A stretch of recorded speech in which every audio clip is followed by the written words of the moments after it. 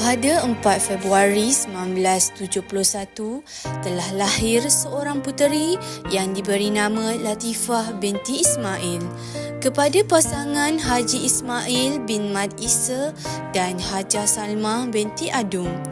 Beliau merupakan anak ketujuh daripada 8 orang adik-beradik. Perjalanan pendidikan Puan Latifah bermula di Sekolah Kebangsaan Sungai Udang.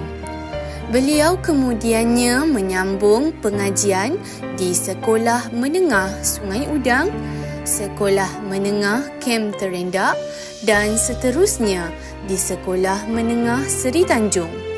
Tidak berhenti di situ, beliau meneruskan pengajian ke peringkat diploma di ITM Seri Manjung dan Maktab Perguruan Perempuan Melayu Melaka. Dengan semangat yang tidak pernah padam, beliau mengambil STPM semasa dalam tahun pertama perkhidmatan dan akhirnya memperoleh ijazah sarjana muda matematik dari Open University of Malaysia. Seperti kata pepatah, kalau merendam biji selasih, mari minum di dalam cawan. Sudah jodoh bertemu kasih, bagaikan paku lekat di papan. Pada tahun 1996, bersamalah kasih dan sayang antara Haji Syahril bin Idris dan Puan Latifah binti Ismail. Daripada perkahwinan yang diberkati ini, mereka dikurniakan 4 orang cahaya mata yang membanggakan.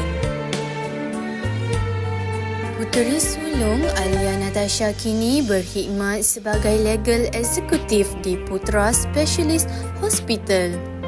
Puteri kedua Aina Maisara bertugas di UBF Maintenance dalam sektor minyak dan gas.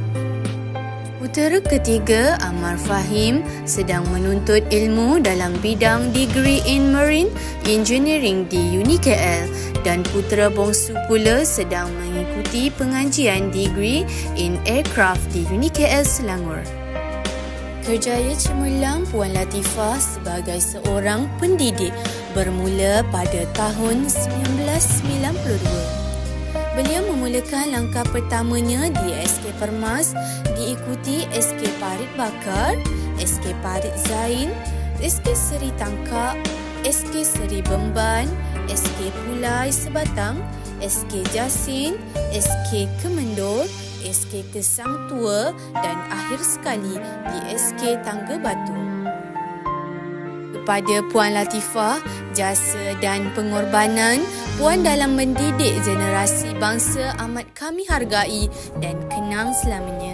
Terima kasih kerana menjadi pelita ilmu yang tidak pernah padam.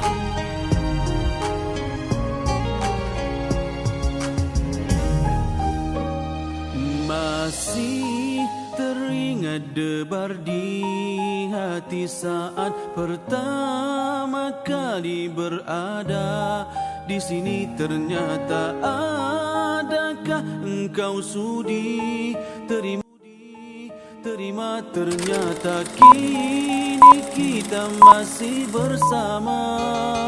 Tiap melodi yang beralun dan setiap bait kata-kata berlagu semoga akan dapat menyentuh hatimu dan takkan kau lupa kita pernah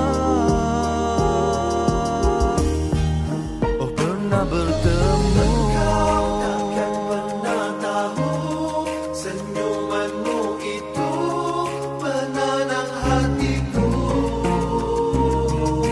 Hapus semua lelahku, kau buatku lupa ujian bertalu. Tulus jiwa ku katakan padamu betapa ku sayangkanmu. Selamat